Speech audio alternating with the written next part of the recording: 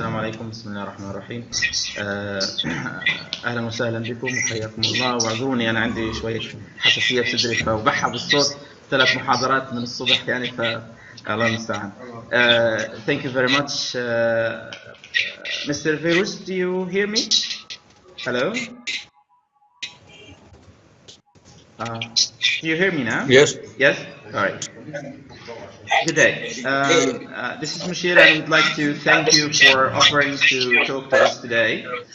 It's really a pleasure to have you here, a guest to the Palestinian people in Gaza and also to the Council on International Relations on this very important topic, especially with the recent developments on the relation and recent Netanyahu's visit to India and the warm welcome, warm reception by the Indian government and Prime Minister to the Prime Minister of the Israeli occupation state.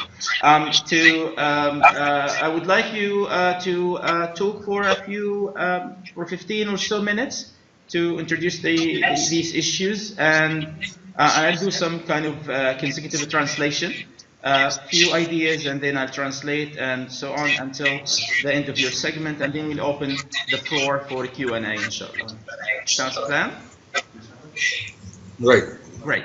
Thank you very much. So the floor is yours, sir. Okay. First, I'll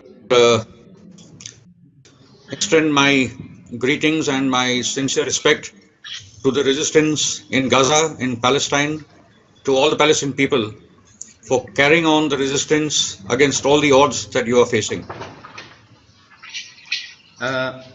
بداية أود أن أحييكم جميعا، أحيي المقاومة في فلسطين وأحيي الشعب الفلسطيني. I was there in Gaza in 2011 on the 2nd of January. We were the first Indian and the first Asian convoy to have come to Gaza. So I'm glad that I'm again speaking to friends in Gaza in this meeting. كنت أنا شخصيا موجود في غزة في العام 2011 في يناير 2011 ضمن قافلة هندية، أول قافلة هندية تصل إلى غزة، وبالتالي أنا أود أن أرحب بكل الأصدقاء الموجودين في غزة. Mr. Feirouz, you can speak for a few ideas, for a few more sentences because of time limitations, and I'll do the consecutive translation. Thank you. Yes. In context of the new developments globally, where Trump has come out with his declaration on Jerusalem, and he has announced his plans to annex the West Bank, the situation is very, very serious, and I believe we are heading for the final phase of the war which Israel will lose and which will end the occupation. اعذروني الصوت مش واضح تماما، ولكن يعني اتحدث ان الوضع بشكل عام خصوصا في التطورات الخاصه بالقدس هذا وضع صعب والوضع خطير، وهناك اجواء من الحرب موجوده، وبالتالي الوضع خطير. In context of the issue that we are discussing today, the very worrying India-Israel ties, especially with Narendra Modi, a right-wing Prime Minister, from a religious party, the Bharatiya Janata Party, his alliance with Netanyahu coming from a right-wing Jewish Zionist party. So here we are witnessing the alliance of 2 extreme right-wing religious forces within India and in Israel. بخصوص موضوعنا الحالي نحن نتحدث عن العلاقة بين الحزب يميني موجود في الهند وحزب رئيس الوزراء الهندي البي جي بي، ونتحدث عن علاقة بين نتنياهو وهو طبعا رئيس حزب يميني صهيوني، وبالتالي نحن نجد أن هناك علاقة وتحالف بين متطرفين يمينيين موجودين في الدولتين.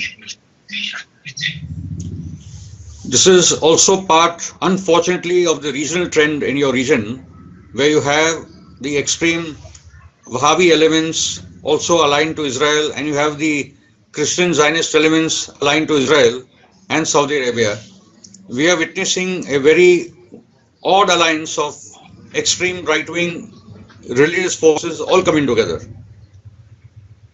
نحن نجد أن هذا جزء من الاتجاه العام الموجود في المنطقة، حيث نجد أن هناك المتطرفين الوهابيين يتحالفون مع إسرائيل، وأيضا هناك الصهيونية المسيحية التي تتحالف مع إسرائيل، وبالتالي نجد أن هناك تحالف لسوى اليمين المختلفة في المنطقة مع إسرائيل.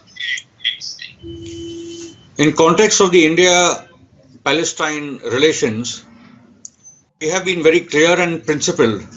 Before our independence, we always stood with Palestine. In the United Nations in 1947-48, we voted against the partition. Every vote in the United Nations has been for Palestine, and that even does carry on now. But the true changes, the paradigm shift in the India-Palestine-Israel relation actually began in 1990. فيما يتعلق بتاريخ العلاقة بين الهند وفلسطين حتى وقبل الاستقلال الهندي، طبعا في العام 1947 طبعا الهند دائما على الدوام كانت تصوت لصالح فلسطين، ولكن التغيير الكبير والدراماتيكي في السياسة الهندية يمكن يعني تاريخه إلى بدايات في العام 1990، يعني بدايات التسعينات من القرن الماضي. It was in the year 1989-90, after the fall of the Soviet Union, that India found itself without its major friends and allies, and then India began to move towards a dialogue with America, with Israel, and there was a reorganizing of strategic geopolitical relationships across the world, and India was also trying to find its space in the new world without the Soviet Union. في أعقاب انهيار الاتحاد السوفيتي في العام 1989-90 طبعا الذي بدأت الهند تنحو نحو العلاقة مع أمريكا وطبعا بإسرائيل، وسعت الهند إلى إعادة تنظيم علاقاتها الاستراتيجية وتجد لها مكانا في هذا العالم الجديد أو النظام العالمي الجديد، طبعا بشكل يبتعد إلى حد ما عن الوضع الفلسطيني أو التأييد الفلسطيني. Also in the post-Oslo peace process phase, where the so-called Oslo peace process meant to be a land for peace solution, which was never the case, but that also helped for the legitimization of Israel, and Israel began to forge relationship with countries all across the world, who are all part of the United Nations. That was also one context of this relationship. طبعا بعد أعقاب توقيع اتفاق أوسلو وعملية السلام وما يقال أنها عملية السلام، وطبعا التخلي إلى حد ما عن مبدأ كان بداية مبدأ الأرض بالسلام، ولكن إسرائيل طبعا استغلت هذه الفرصة لتقييم وإقامة علاقات دولية مع كثير من الدول في الأمم المتحدة. So during the course of the 90s, during the period of the secular Congress government, the centrist kind of parties that we have in India, the Congress being the leading force, they had a relationship with Israel, but it was mainly under the carpet, not much in the public view. So never was Ariel Sharon invited or a Netanyahu invited to India by the Congress. But what developed was the strategic ties, especially in 98, when the Bharatiya Janata Party came to power under the right-wing Atal Bihari Vajpayee, and for the first time you had Ariel Sharon invited to India in 2002 or 3. نعم، في فترة التسعينات طبعا كانت تحكم الهند أحزاب الوسط السنترست بارتي، وبالتالي كان هناك حزب المؤتمر الذي كان على علاقة وأسس لعلاقة مع دولة احتلال مع إسرائيل، ولكن هذه العلاقة كانت تحت السجاد، بمعنى أنها كانت تحت الطاولة، بمعنى غير مكشوفة للعلن، وبالتالي لكن مع قدوم فاشباي للحكم كرئيس وزراء كانت هناك زيارة لشارون في العام 2002-2003، وبالتالي أصبحت الأمور واضحة أو مكشوفة على الطاولة طبعا. The other strategic issue for India is the issue of Kashmir. And for a lot of Indians, it is about another Muslim part of India wanting to break away another partition, as we had in 47-48, the tragedy of the partition of India and Pakistan. So in the Indian psyche, it is about the threat from Pakistan, them trying to destabilize India, and then learning from Israel. So these are the kind of, which is fed in from the mainstream corporate media, which has led to more and more complications. This was also the time when India began to reach out at two levels. One is buying weapons from Israel. I'm ashamed to say that today India is the largest buyer of Israeli weapons. And there was another important event that happened in 1998. That was when India tested its nuclear weapons. There was a ban and sanctions by the Americans on India, and to get through to America, they used the Israeli route to influence Washington and the Pentagon. So that was how Israel moved in deeper and deeper into the defense and the intelligence sections of India.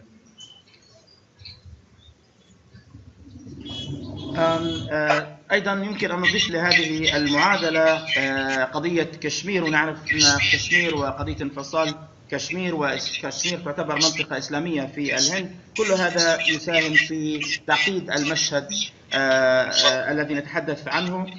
طبعا أنا آسف أن الهند تعتبر أكبر مشتري للسلاح الإسرائيلي. طبعا هناك نتحدث عن قضية السلاح النووي والهندي، وهناك كانت هناك عقوبات أمريكية على الهند، ولكن للوصول إلى أمريكا اختارت الهند أن تصل من خلال إسرائيل، وبالتالي نجد أن قطاع الاستخبارات والقطاع الأمني والدفاعي هناك يعني تركيز على هذا القطاع في العلاقة بين الهند وإسرائيل. To go back a bit to 1990, it's important to mention this fact that when Rajiv Gandhi was assassinated by the Sri Lankan Tamil Tigers, the LTTE, Chairman Yasser Arafat had written a letter to Rajiv Gandhi 2 weeks before his assassination that there was an international plot to kill him. The LTTE fired the gun, but the true force behind the assassination of Rajiv Gandhi was the Israeli Mossad, because the Mossad was training both the Sri Lankan army and the Tamil Tigers. So after the death of Rajiv Gandhi, the last bastion of the Indian leadership that held the tradition and the legacy of the non-aligned movement of supporting anti-colonial struggles across the world, as standing up as a symbol of anti-colonial freedom movements, that tradition unfortunately ended with Rajiv Gandhi in terms of the Congress Party. حتى بالعودة إلى فترة 1998 طبعا كان هناك اغتيال لراجيف غاندي. طبعا قبل اغتياله بأسبوعين كان هناك رسالة من السيد عرفات إلى غاندي تحذره من أن هناك مؤامرة لقتله. يقول أن من قتل راجيف غاندي هو بالفعل الموساد الإسرائيلي. ومقتل راجيف غاندي قتلت أو دمرت آخر قلعة من قلاع الهندية لدعم الشعب الفلسطيني، وأيضا كان هناك تداعي لحركة عدم الانحياز التي كانت تقودها طبعا أو في مقدمتها الهند، والتي كانت تقوم على دعم الحركات التحررية في كثير من المناطق حول العالم. The other part about the Indian growth story, our economy, which is much talked about across the world, was the opening up of the Indian markets, international finance capital. Most of it was coming in from New York and London. So that was also a factor in influencing India's way of looking at the world. and moving closer to the West, moving closer to the European Union and especially the US. The other part was the deal in 2007, the Indo-US nuclear deal. The Indo-US nuclear deal was basically not only about an energy agreement between America and India. It was also about a strategic agreement between India and America. أيضا الاقتصاد يلعب دورا كاملا في هذه المعادلة وفي هذا المشهد. طبعا نتحدث عن الأسواق المالية الهندية، وطبعا عندما نتحدث عن ذلك نتحدث عن لندن ونيويورك، طبعا مناطق مهمة جدا في حركة الاقتصاد العالمي، وهذا يؤثر كيف تنظر الهند للعالم وللغرب ولأمريكا وللاتحاد الأوروبي. طبعا في العام 2007 هو يذكر أن هناك صفقة نووية هندية أمريكية، ونحن لا نتحدث فقط عن صفقة نووية فقط، ولم نتحدث عن علاقة استراتيجية بين الهند والولايات المتحدة. So in terms of the complexities right now, the big issue playing on the Indian psyche is the continuing tensions between India and Pakistan, and especially over Kashmir. This is the weak spot that the Israelis and the Americans are using to come deeper into India, and which also means that basically the people's movement in India and Pakistan have to have a very strong peace movement for the Indian and Pakistani governments to come together, talk, and find a political solution to Kashmir. Because the problem is that a lot of people are actually putting Palestine and Kashmir on par. Those two issues are very different. The issue of Palestine and the occupation by European Jewish Ashkenazi settlers and the problem of the partition of India and Pakistan leading to the crisis in Kashmir are two very, very different issues. أيضا نضيف لتعقيدات هذا المشهد أن هناك النفسية الهندية فيما يتعلق دائما تربط فيما يتعلق بباكستان والهند، وهي قضية كشمير، ودائما إسرائيل والإسرائيليين والأمريكان دائما يستغلوا قضية كشمير للانخراط بعمق والتغول بعمق في الهند، وهذا يفرض على الحكومات وعلى الشعوب في الهند والباكستان للوصول إلى حل سياسي لقضية كشمير، لأن هناك كثير من الناس يخلطون بين أو يضعون قضية كشمير وقضية فلسطين في نفس الخانة، والمطلوب هو فصل هاتين القضيتين بشكل يسمح أكيد طبعا للتعاطف مع القضية الفلسطينية من الطرف الهندي ومن الشعب الهندي. And I keep on telling friends in India while addressing public meetings or press conferences that Israel is not an example to follow. I'm ashamed that a country of 1.25 billion has to learn lessons from a little country called Israel, a Zionist occupying country with a population of 6 or 7 million. It's ridiculous actually. أنا آسف، يعني أنا أقول أن إسرائيل ليست مثالا بالنسبة للشعب الهندي، ليست مثالا يقتدى به. نحن لا نستطيع أن نتحدث عن دولة بعدد 1.5 مليار إنسان تتعلم من دولة احتلال، دولة قائمة على الاحتلال والصهيونية، وبعدة ملايين، ب5.5 مليون شخص موجودين في إسرائيل. The Israelis are not capable of defeating the resistance in Deir al-Gaza with a population of 1.8 million. The Israelis are not capable of defeating the resistance in the West Bank. They're not capable of defeating the resistance in Lebanon. They're not capable of defeating the Syrian nation. They're not capable of anything today apart from kidnapping young Palestinian children and putting someone like Ahid Tamimi behind jail. إسرائيل لا تستطيع ولا يمكنها أن تهزم 1.8 مليون إنسان في غزة، ولا تستطيع أن تهزم المقاومة في الضفة ولا في لبنان، ولا تستطيع أن تهزم الأمة السوريون. ما يستطيع الإسرائيليون عمله هو اختطاف الأطفال واحتجازهم كرهائن في سجونها. So basically if we want to move towards a peaceful solution towards Kashmir, Israel is the last kind of country that you have to follow to take a lead. India and Pakistan will have to find their own solution to Kashmir, taking into confidence, of course, the Kashmiri people. So that is one part of the problem. بالنسبة لي المطلوب هو إيجاد حل سلمي لكشمير وإسرائيل. آخر من يمكن أن يقوم بقيادة هذا الموضوع، وعلى الشعب الكشميري وعلى القوى الموجودة في الهند أن تقوم بما هو مطلوب من أجل حل قضية كشمير، وطبعا عدم الاتجاه لإسرائيل في هذا الأمر.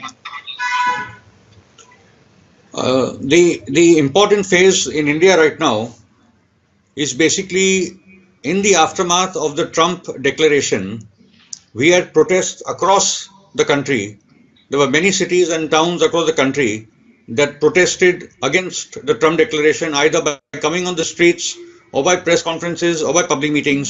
But there was a wide condemnation of the Trump declaration on Jerusalem, including the Indian vote at the United Nations that voted against Israel.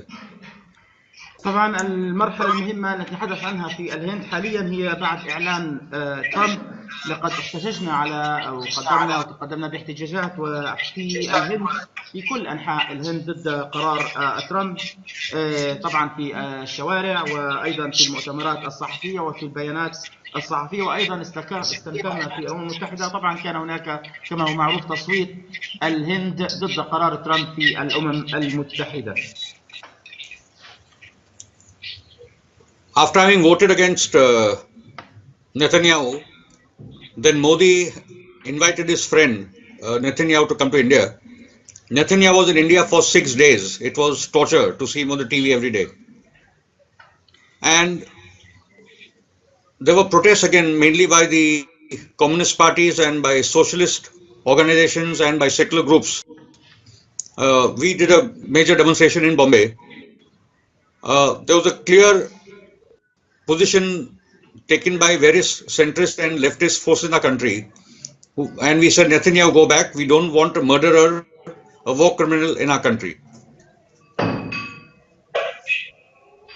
طبعا هناك دعوة من مودي، طبعا هو رئيس الوزراء الهندي، إلى صديقه نتنياهو، ونتنياهو قضى 6 أيام هناك في الهند، وكانت 6 أيام من التعذيب بالنسبة للمتحدث أن يرى نتنياهو 6 أيام في الهند. طبعا كانت هناك كثير من القوى الهندية، الحزب الشيوعي الهندي وقوى اشتراكية وعلمانية، طبعا تظاهرت ضد وجود نتنياهو في الهند في بومباي.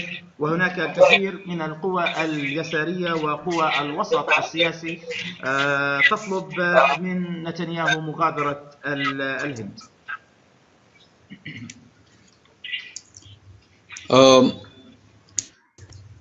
I would also like to mention one important date, the date of 6th of December. 6th of December 2017 was when Trump announced the Jerusalem Declaration. The 6th of December means something very dangerous as far as India is concerned.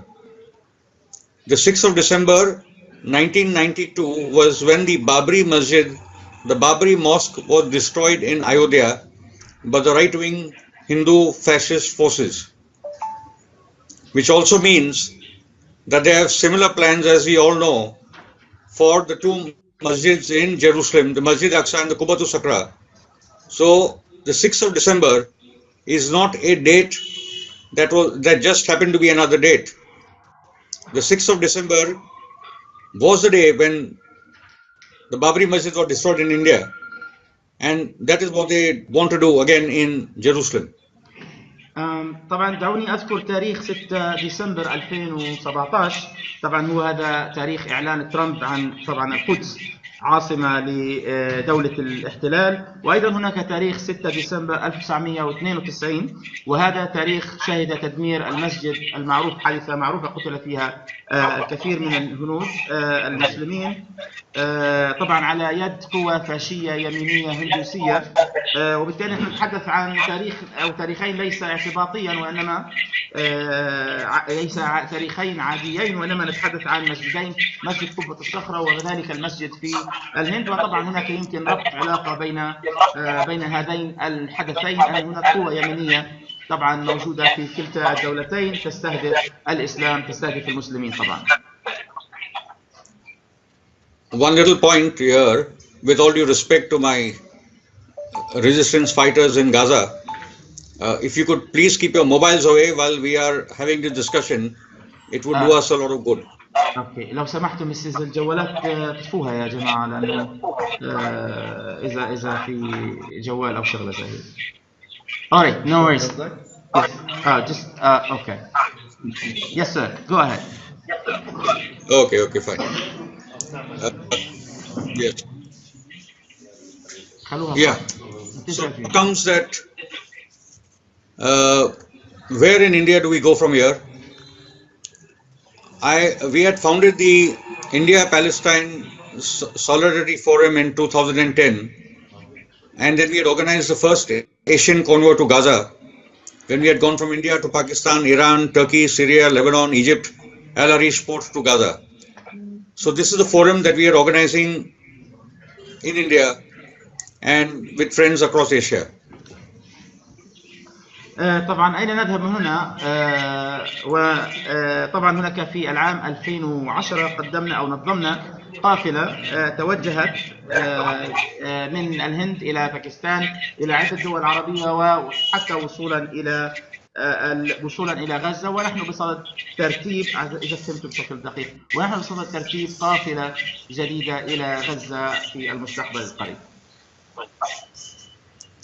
The other point, I think most of you all would be following it, but the situation within India is getting very difficult for the minorities, with the growing majoritarian Hindutva takeover of India, along with the corporate forces, is getting very, very difficult for the Indian masses, for the Indian farmers, for the Indian working classes, for the middle classes. It is getting very, very difficult. طبعا هو الأمر الآخر يتعلق بالوضع الآن صعب بالنسبة في الهند بالنسبة للأقليات، ونحن نجد في الهند تحالف بين الأغلبية، طبعا الأغلبية الهندوسية، والشركات الكبرى، شركات السلاح والشركات التجارية الأخرى، وهذا يتهدد كثير من أوضاع الأقليات والتجمعات المختلفة في الهند. Modi was voted to make India into a superpower, a very strong economy, but he has failed terribly, miserably in terms of the economy, in terms of providing jobs to Indian youth. مودي طبعا رئيس الوزراء الهندي يحلم بأن يجعل من الهند قوة عظمى سوبر باور، ولكن الاقتصادية بالنسبة للاقتصاد وبالنسبة للشباب الوضع سيء للغاية. So as we head into elections in India in 1 year's time, what we are witnessing is the worsening of the Hindu-Muslim tensions, because that is the only card that Modi can use to win elections again, by polarizing Hindu versus Muslim, creating violence, creating hatred in our country. ما نشهده هو توترات بين الهندوس والمسلمين في الهند، وتسعى القوى الهندوسية لاستغلال هذه التوترات بين الهنود المسلمين والهنود الهندوس من أجل الفوز في الانتخابات مرة أخرى. The reality is that Kashmir had come down between 2002 to 2013-14. Kashmir had largely come down. But after Modi has taken over, Kashmir is beginning to burn again, because that is what Modi wants, that the tensions continue between India and Pakistan, the militancy increases, the oppression increases, and this will keep on creating problems across India and between India and Pakistan. طبعا قضية كشمير بين العام 2002 و2013 كانت قضية طبعا خفتت قليلا في المشهد الهندي، ولكنها بعد ذلك التاريخ اشتعلت مرة أخرى، لأن رئيس الوزراء الهندي الحالي يستغل هذه القضية، وبالتالي هناك كثير من الاضطهاد، كثير للشعب الكشميري، وهناك كثير من العسكرة في المنطقة الكشميرية، وبالتالي هذا يفاقم من الوضع الموجود هناك. The good news is, of course, that if North Korea and South Korea can get together, I'm sure that someday soon India and Pakistan will have the sense to talk to each other and work out a political solution to the region on fire.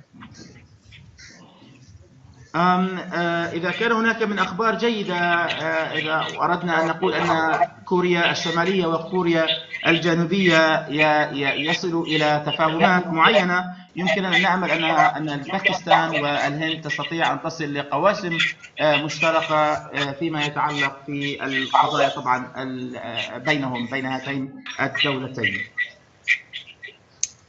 Despite it all, we are committed to Palestine. And in the coming days and months, a very strong movement in India is emerging, will emerge on Palestine. Because after the Trump declaration and after Netanyahu's visit to India, there is nothing left to the imagination. It is very clear that India being key to the world, India needs a very strong Palestinian solidarity movement. فيما يتعلق بفلسطين نجد أن هناك ونريد أن يكون هناك توحد حول قضية فلسطين في الهند، وهذا يأخذ أهميته من إعلان ترامب الأخير وزيارة نتنياهو للهند. وبالتالي ما نريده في الهند هو أن تكون هناك حركة تضامن ومناصرة للشعب الفلسطيني في الهند. So if you don't mind to recap everything in a couple of minutes, and then we'll open the floor for Q&A.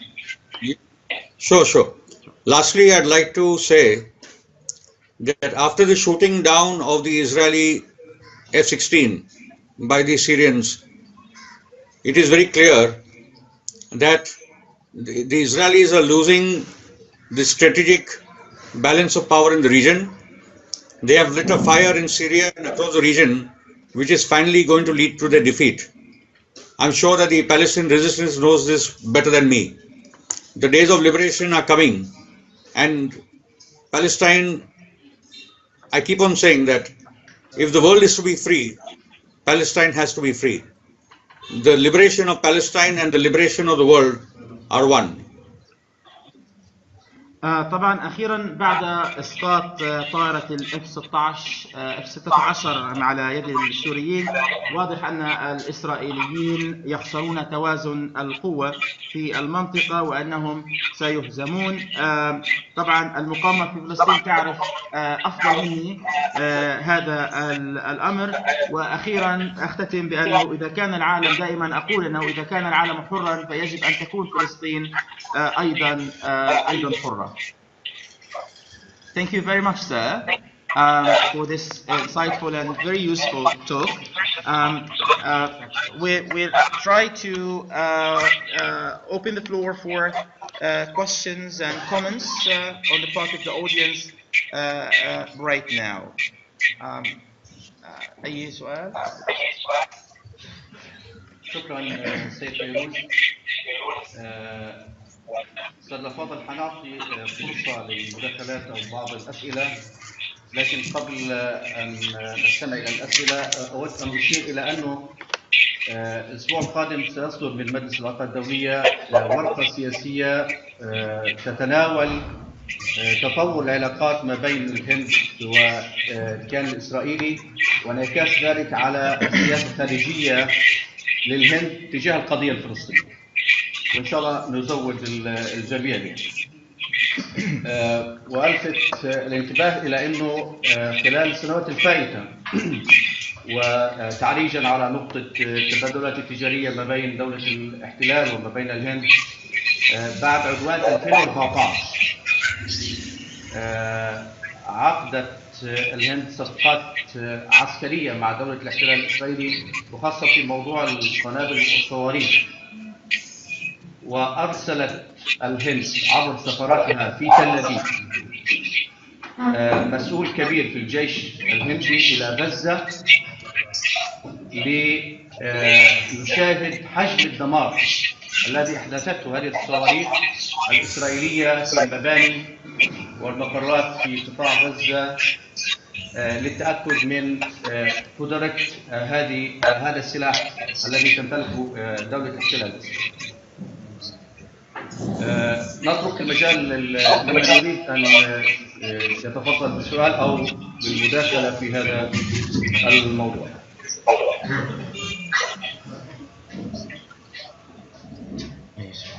تفضلي. عن حجم التضامن الشعبي الهندي مع الشعب الفلسطيني. سامعك أنا، مش مشكلة أنا سامعك. حجم التضامن الشعبي من الشعب الهندي للشعب الفلسطيني، ومدى تأثير هذا التضامن على العلاقات الهند وإسرائيل والهند وفلسطين. كمان ناخذ سؤالين ثلاثة. كمل. أستاذ محمود تفضل. طبعا بخصوص العلاقة مع الهند التي تكون في الوقت الحاضر من يعني نتنياهو على وجه التحديد، هذه قراءة استشرافية دقيقة لدور الهند المستقبلي. هذا يعني المساحة التي يتحرك فيها نتنياهو ما كانت لتكون لولا أن الدبلوماسية العربية والفلسطينية كانت مخفقة وفاشلة في يعني تحديد الدور المستقبلي للهند. الهند اليوم يعني يرسم لها مستقبل للأسف الشديد يحقق مصالح 6 مليون صهيوني مغتصب على حساب يعني مليار ونيف من المسلمين. فهذا يعني إخفاق كبير. وما خرج في الوسائل الآن قبل أسبوع عن اتفاق هندي سعودي لمرور الطائرات الإسرائيلية والهندية من الدول السعودية ينذر بخطورة بالغة للتورط الهند في أدوار مشبوهة على حساب يعني هدم يعني الحصار الدولي خلينا نقول على دولة إسرائيل. فما رأي الأخ بهذا يعني الموضوع؟ تمام، واضح. كمان أي سؤال أو مداخلة؟ All right. The first question is concerns the extent of Indian popular solidarity with the Palestinian people. How big is it, and how effective this solidarity movement in India in impacting Indian-Israel's relations and also on the Palestinian-Indian relations? To honestly tell you that the Indian solidarity movement is weak. It is not a very well organized movement. When there are problems, people come out onto the streets. But it is unlike, say, in Europe or in America, or of course in the Arab countries, where there is a daily process of organizing for Palestine. Because we have lost 20 years in between, after the fall of the Soviet Union, after the collapse of the left and the communist parties in our country, after the collapse of even the socialist parties and the internationalism, we've had a long way to catch up. But at the same time, I've seen that whenever there is a crisis in Palestine or the bombings in Gaza, we've had protest after protest in India. What our responsibility I see today in India, especially in terms of our forum, the India-Palestine Solidarity Forum, which is actually the most active forum in our country, is to organize the forum across every state in our country, to create organized activists across the country for the cause of Palestine, which we have done in our city, in our state, even in certain other cities in the country, but to make it a very, very active organization. And now, considering the situation where we do not have a choice but to organize against Israel, to organize against Netanyahu, to organize to save our own country from Israel, we have to now organize and save our country and work for the freedom of Palestine. طبعا يمكن القول أن حركة التضامن ضعيفة في الهند وتفتقر للتنظيم على عكس ما هو موجود في أوروبا أو في أمريكا، وهذا طبعا نتيجة لانهيار الاتحاد السوفيتي وأيضا تداعي وانهيار الأحزاب الشيوعية في الهند، الحزب الشيوعي وبعض القوى اليسارية.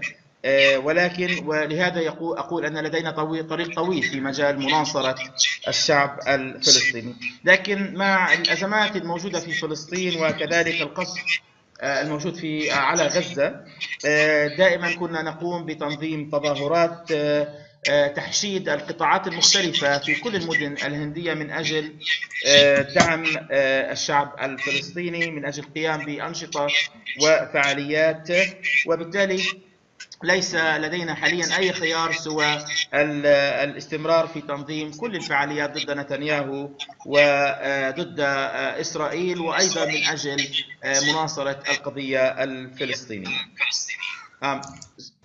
Go ahead. The advantage that we have is of our legacy, of our tradition to have always supported Palestine right from the time of the Balfour Declaration in 1917 all the way now to Trump. So there exists an understanding, there exists a history of that support in our country. It's a matter of organizing it, and which is our responsibility. طبعا كان هناك إعلان بلفور في العام 1917، وطبعا كان هناك تنظيم فعاليات ضد هذا الإعلان، وأيضا كان هناك إعلان ترامب قمنا بفعاليات، وبالتالي المطلوب هو مزيد من تنظيم هذه الجهود لمناصرة الشعب الفلسطيني.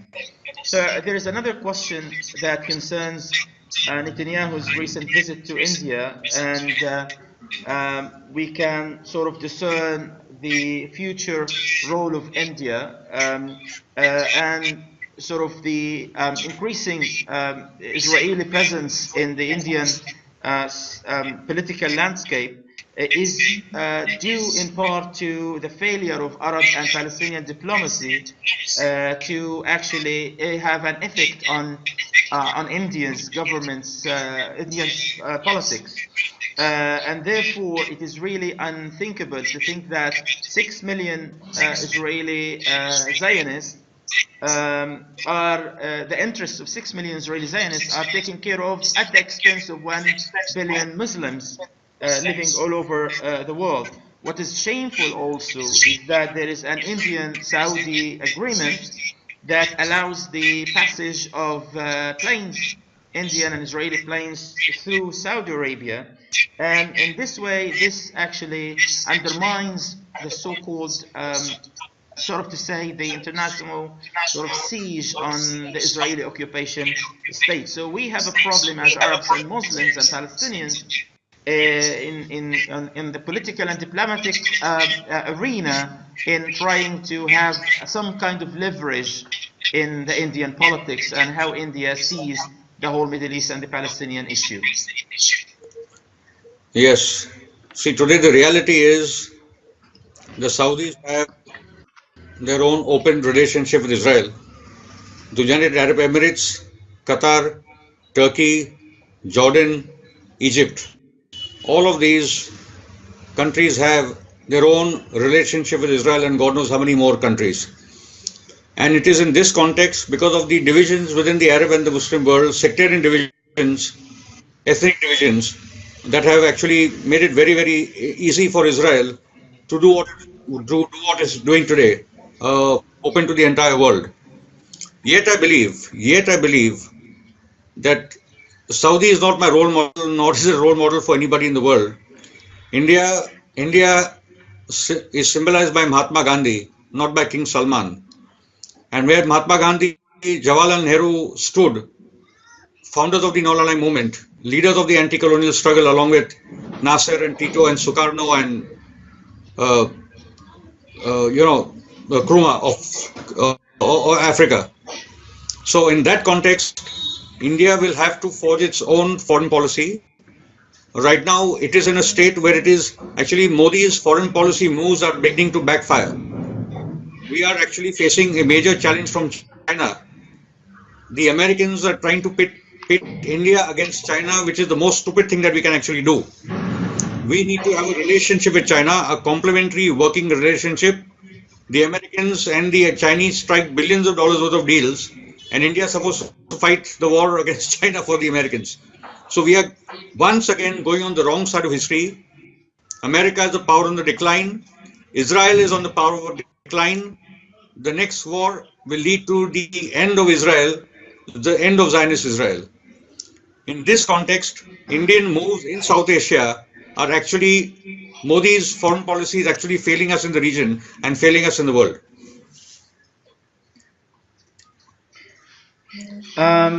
طبعا بالنسبة لسؤالك أستاذ محمود، السعوديون لديهم علاقات مفتوحة مع إسرائيل، وكذلك قطر وتركيا والأردن كلهم لديهم علاقات مفتوحة مع إسرائيل، وبالتالي أيضا المنطقة تشهد انقسام طائفي وعرقي، وهذا يسهل الأمر بالنسبة لإسرائيل أن تتغلغل في العالم كله وأيضا في المشهد الهندي.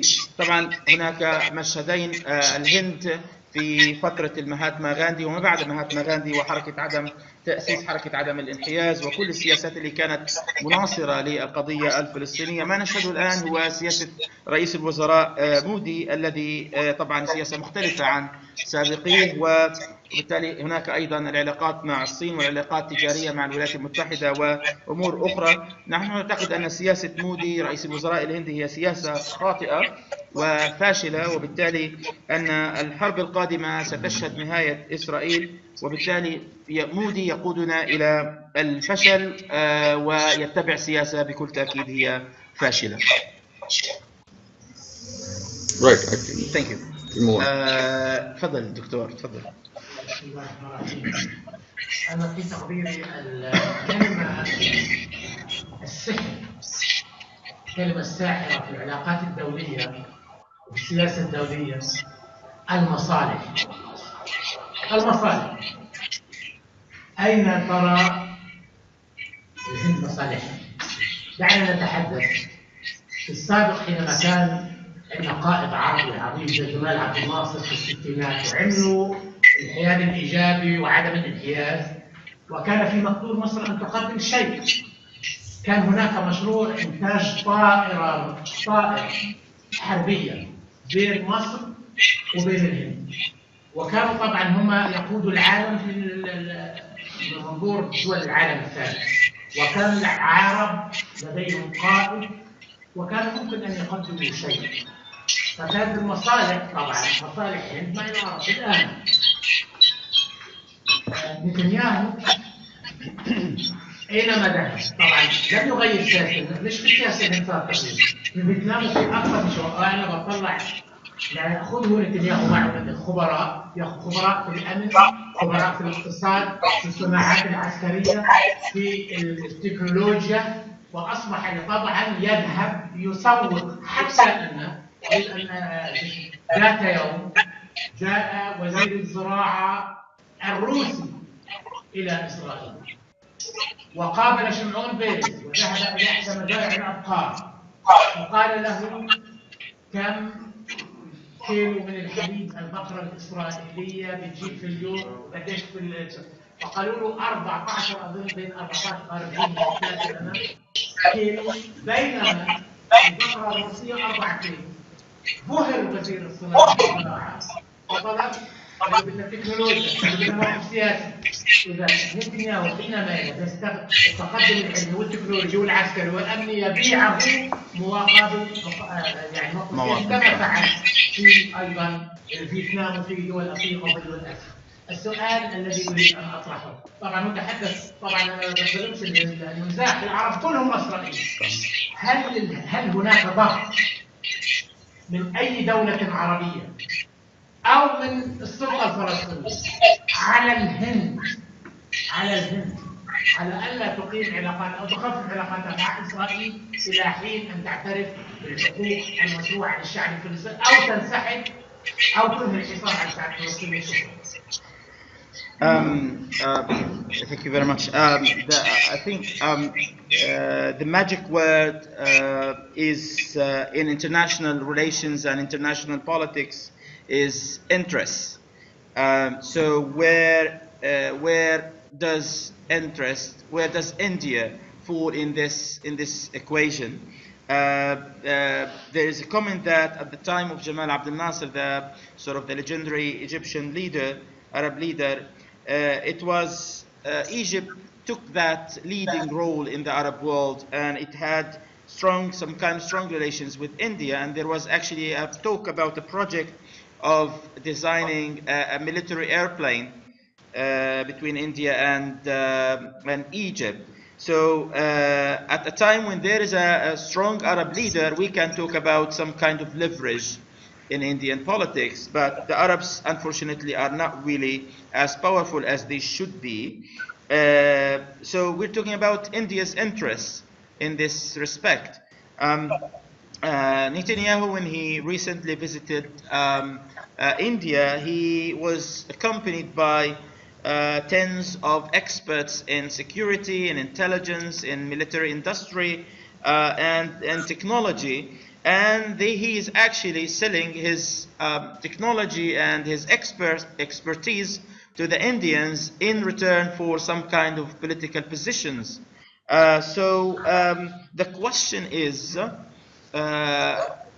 there any kind of pressure on the part of Arab countries or the Palestinian Authority on India to actually stop or some kind of lowering its diplomatic relations and its kind of different kinds of relations with Israel? معلش مثال البقرة ما ترجمتوش. Right. It is about interests, it is also about principles. Nations cannot entirely forgo the principles for so-called interests. If that was the case, there would nobody be standing up for Palestine, not include Bolivia, that has taken up its moral principle in terms of supporting Palestine. Bolivia, small country with a lot of problems, but yet stands very bravely against America, against Israel. As far as these so-called interests are concerned, Israel tries to sell itself as an agricultural wonder, which is not really the case. It tries to sell in terms of water management, which is really not the case. The waters of Jordan River are running dry. So what Israel has to actually sell is nothing but weapons of death, and its so-called intelligence. We know what it has done to the CIA and the FBI and the Pentagon in America, saying that the Mossad Israelis pose a threat to Indian national security. The deeper they move into our intelligence systems, the deeper they move into our internet and into our cyber systems, they are going to weaken India. So in India, there are parts, there is one valley called the Parvati Valley in Himachal Pradesh. It's a hilly region in the north. There are certain villages, 10 villages where only Jews live. There are signposts in Hebrew, and that is from where they are growing opium and they are into drug smuggling. Okay, so the deeper that Israel moves into this country, forget serving India's national interests, they are threats to India's national interests. It's getting more and more exposed on a daily basis within America. The younger generation of Jews feels ashamed to identify with Israel. We have a big break within the liberal Jewish Zionist communities also within America. And the latest lecture by Gideon Levi, the great journalist from Haaretz, has clearly said that Israel as a society has lost it. They are highly racist. They believe they are the chosen people. They have dehumanized the Palestinians. They cannot the suffering of any people, leave alone the Palestinians. So the point is that Indians are not aware of fighting with. All the news in our papers is always the positive spin around Israel. But it will require a movement, it will require friends from Palestine coming to India, it will require our comrades from Europe and America coming to India, other Arab countries coming to India, these kind of exchanges for more people-to-people contact between the Arab nations and India, which will actually lead to, a greater, deeper understanding, and which is of course part of our plans. We'll be organizing a major international conference in India during the course of this year, and I hope some of you can come here.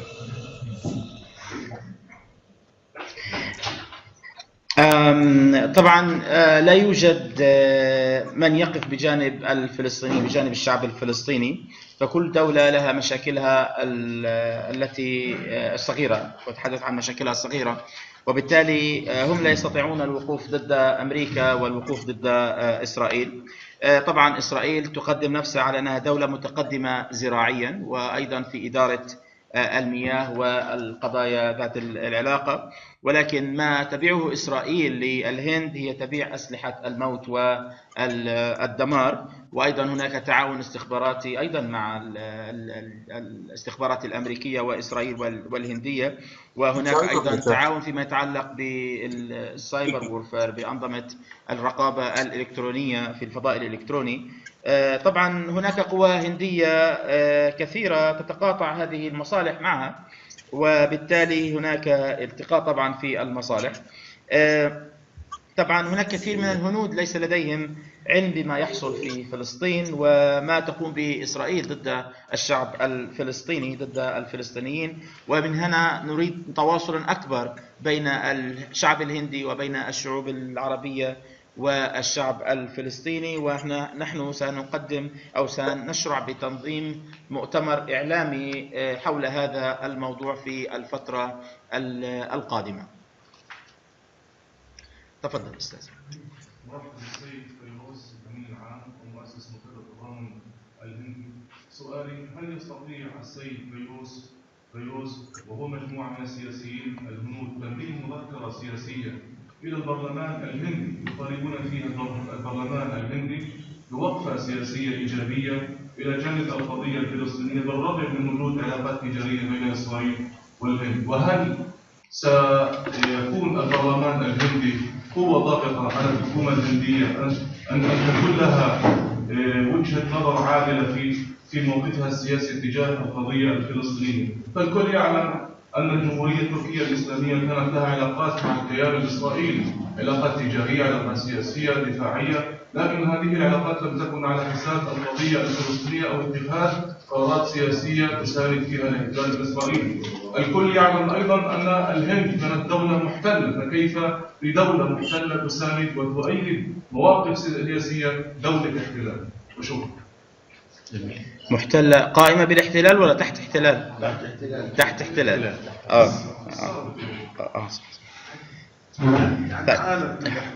طبعا فهمت. عانت من الاحتلال البريطاني طبعا. سؤال آخر، تفضل سيدي.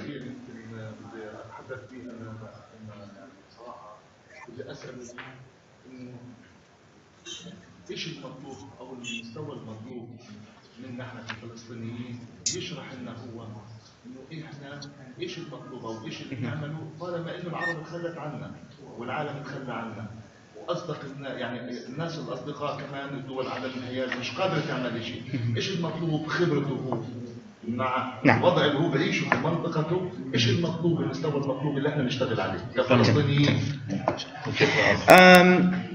The next question concerns the possibility that you and your comrades in India sort of lodge a motion in the Indian Parliament to reconsider the Indian government's current policy with Israel. And does the Indian Parliament constitute a sort of a force to pressure the government in India in a way that is supportive of the Palestinian issue and the Palestinian rights? We know that the Turkish government in the past had some strong relations with Israel, but that did not prevent it from sort of taking some stances in support of the Palestinian people. And because the question is that how on earth we find India that was under occupation, under British occupation, actually supports a country that is colonizing and occupying another people. So this is something that is not really, doesn't make sense at all. The second question is, what do we Palestinians have to do vis-a-vis this situation, in regards to this situation, since the Arabs and the whole world sort of abandoned the Palestinians and left them on their own fighting the Israeli occupation state? See, as I told you, basically the left parties are very strong in terms of their criticism of Israel even within the Indian Parliament. And what we really need is now a very strong boycott Israel movement in India, which has been successful in other parts of the world. a movement of boycott, sanctions and divestment in India is also what we need now. And that is what we are heading towards. We'll be also talking to the Bollywood stars, Amitabh Bachchan, who we all love, but I'm ashamed that he had to pose with Netanyahu.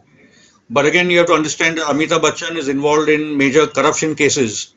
He's got a lot of money stored away in the Panama Papers. He's part of the Panama Papers.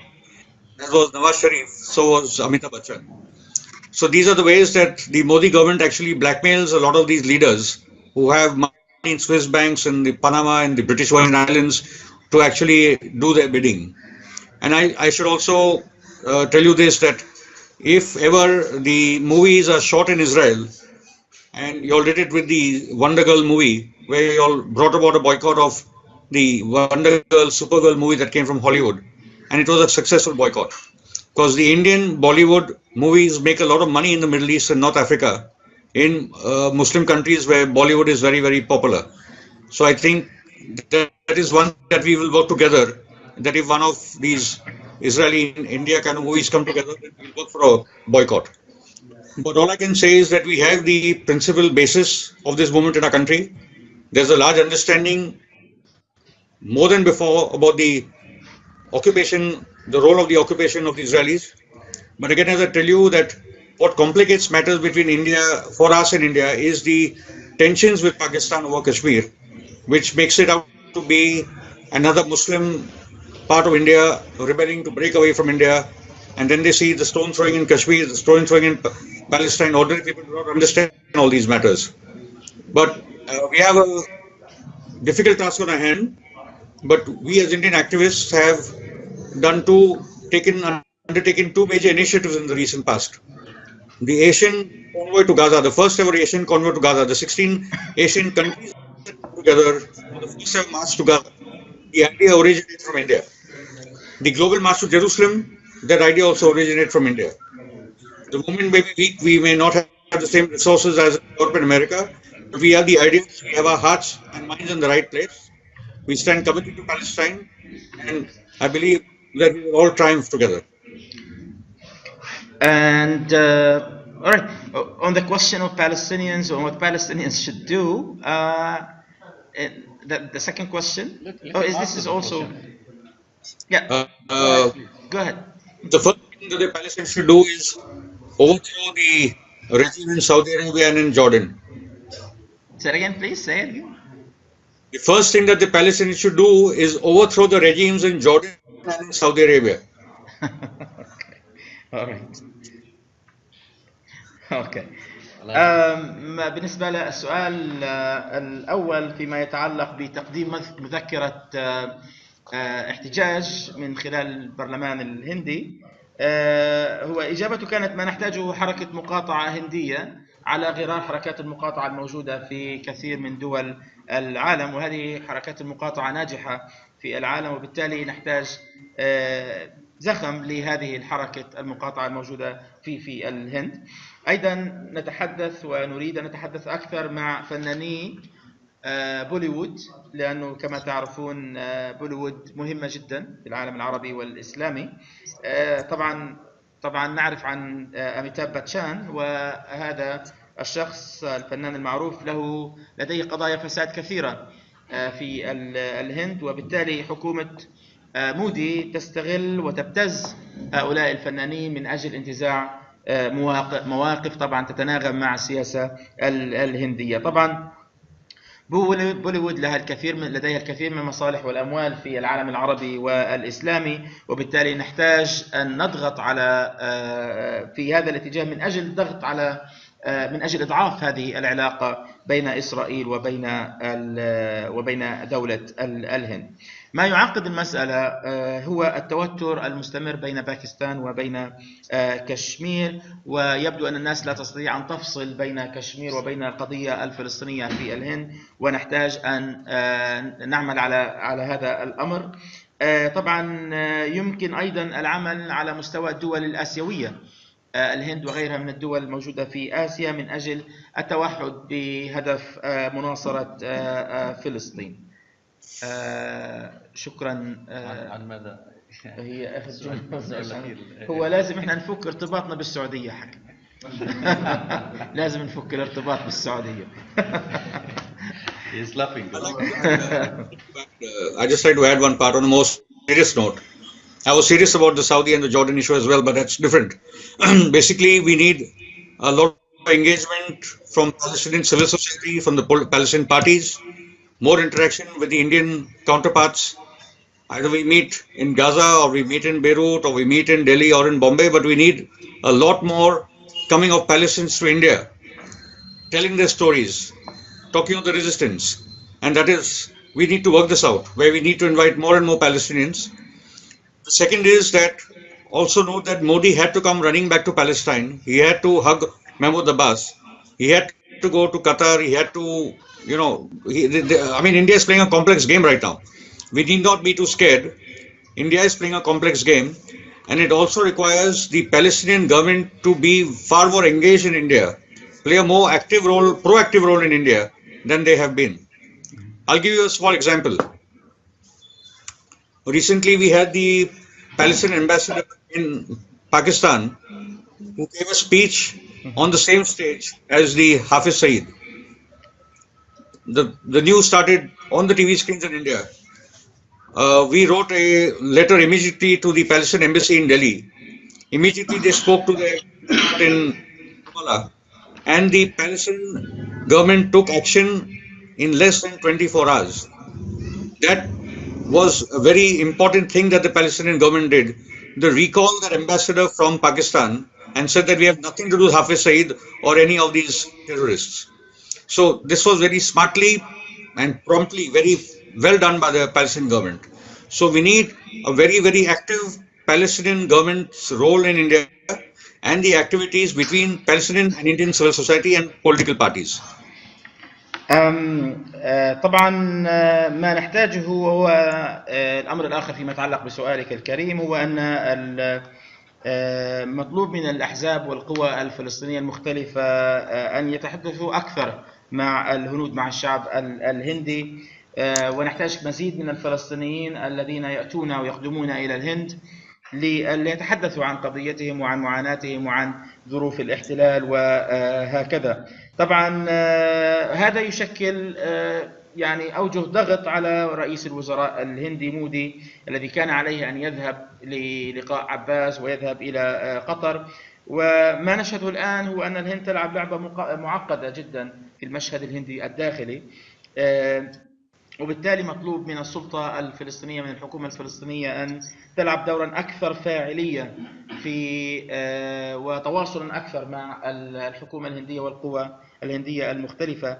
أعطيكم مثال على ذلك، كان حادثة السفير الفلسطيني في باكستان ومشاركته في تظاهرة مع الإرهابي حافظ سعيد. هذا الأمر أثار زوبعة في الهند وأثار سخط الكثير من القوى في الهند. طبعا تصرفت السلطة الفلسطينية بحكمة وبذكاء شديد وعلى الفور، وقامت بسحب السفير الباكستاني في السفير الفلسطيني في الباكستان، وكان هذا طبعا دور وتحرك جيد وممتاز وذكي من الحكومة الفلسطينية. إذا ما نحتاجه هو دور أكثر فاعلية للفلسطينيين والقضية للحكومة الفلسطينية، مزيد من التواصل بين الفلسطينيين والشعب الهندي من أجل طبعا يعني تغيير هذا المشهد وتغيير هذه السياسة المعادية طبعا متضامنة مع إسرائيل ومرتبطة بإسرائيل والمعادية للشعب الفلسطيني وحقوقه. في سؤال؟ في سؤال؟ خليه يشوفوا عشان يشوفوا خليه. طيب ما خلص، لا هو يحتاج سؤال عشان نشتغل. خلاص في سؤال عندك، تفضل. السؤال عبارة عن ملاحظة. التقارب الإسرائيلي الهندي بدأ في أوائل 92. أنا كنت بدورة في إسرائيل في 2006، دورة زراعية، معنا حوالي 30 مزارع، وكنا بنحضر دورة زراعية. كان في القاعة اللي جنبنا برضه هنود بياخذوا دورة زراعية، فلما بصير في يعني حديث والتقارب اللي كان بيننا، إسرائيل اعتمدت على التقارب الشعبي في بداية الأمر. المؤسسات المدنية هي اللي تجيب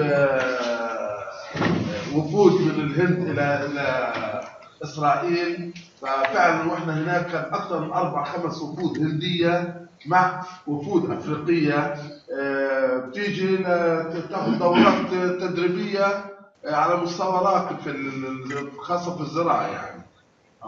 نعم. احنا بالنسبة نقرب الهنود إلنا في إيش؟ طب هذول عندهم تكنولوجيا زراعية، عندهم تكنولوجيا صناعية، طب بيقربوا للشعب، احنا نقرب بإيش؟ بالخطاب الإعلامي، إنه احنا شعب يعني محترم. طبعا لأنه بنعرف قصة المسيح اللي مشي مع المسلم، فسمع المسلم بيقرأ قرآن هيك بصوت حنون، وقالوا إيش هذا؟ قال له هذا الإسلام. قالوا أنا بدي أسلم، فأسلم هذا المسيح. لما دخلوا بأحد المدن بعد ما طلعوا من الصعب، دخلوا أحد المدن فلقوا لا بيسمع المسيح هذا والمسلم الجديد صوت الأذان، فانزعج. قال إيش هذا؟ قال هذا الأذان. قال واحد نبدو دينهم بطلت. فالخطاب الإعلامي وراسلنا وسفاراتنا في العالم، يعني هذا اللي يعني نقول أنت سفينة في العالم، لازم تنقل الصورة الطبيعية والحقيقية لهذه الدول عشان يضل في تقارب بيننا وبينهم. The last comment is actually about sort of the Indian-Israeli rapprochement, sort of more and more strategic relation. They're getting more and more into a strategic relation. The gentleman here was telling a story about when he sort of joined a course on sort of agricultural sort of and water management and things like that in Israel. At some years ago, and he noticed that there were Indians who actually taking a similar course in Israel. So Israel is actually has always been taking advantage of these issues, trying to bring more support to it through sort of on the popular front, on the people's front, by inviting more delegations from India and Africa to come to Israel and learn the Israeli narrative and the Israeli side of the story. So we don't have technology, we don't have sophisticated sort of agricultural sort of know-how, and therefore what we need to do is to work on the media front, sort of the trying to raise awareness of the Palestinian cause through the media, in order to bring to the Indian people the Palestinian narrative and the Palestinian issues and suffering. And also it is the responsibility of Palestinian ambassadors and Palestinian embassies all over the world and also in India to actually bring forth the Palestinian narrative to the Indian people. So these are issues that we Palestinians have to grapple with in the future if we really want to actually gain more and more support and understanding from the Indian people of the Palestinian issue and the Palestinian rights. True. See, as I told you, that entire Israel agriculture thing is a hoax. We have hundreds of thousands of farmers committing suicide. The Israelis have the technology. Even for water, we have our own technologies. We really don't need Israel. It is a way for Israel to penetrate, infiltrate countries. Second point is that you raise a very important issue of the Palestinian embassies. The Palestinian embassy in India has not been active in decades. The kind of ambassadors that are sent to New Delhi, they cannot speak English. They come there for retirement. They are there for holidays. It's a disaster. It is. It is a disaster. Yeah. So the Israelis are hyperactive in this country, and the Palestinian embassy should be 10 times more active in India to bring out the story every day to the people through the media, through press conferences, meeting political parties, campaigning. They don't do that. And I think you should talk to your government in Ramallah and tell them that we need a very, very active office in a very active embassy in Delhi for India. We really need that. طبعا نحن في الهند دولة متقدمة تكنولوجيا ولا نحتاج تكنولوجيا إسرائيل. طبعا موضوع السفارة الفلسطينية في الهند للأسف هي لم تكن فاعلة، وبالتالي يعني حتى السفير وطاقم السفارة لا يتحدثون الإنجليزية ودوبهم يطشوا، يعني بدهم يطلعوا برحلات. وبالتالي مطلوب من السفارة الفلسطينية في الهند أن تكون 10 أضعاف نشاطها الحالي، يعني بمعنى آخر يقوموا بحملات والالتقاء بالقادة السياسيين وتقريب وجهة النظر الفلسطينية للهند. ومطلوب هنا رسالة إلى السفارة في السلطة الفلسطينية في رام الله أن تقوم بهذا الأمر.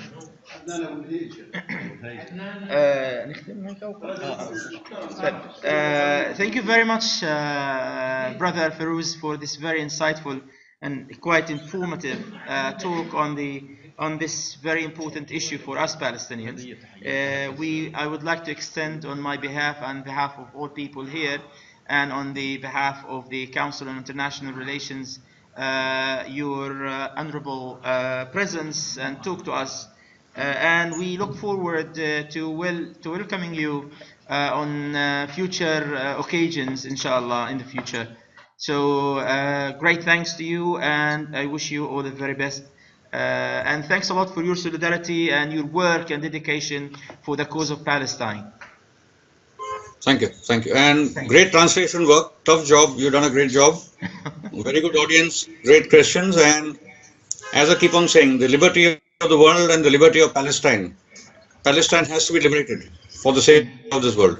Indeed. Thank you very much. All the very best. Thank you.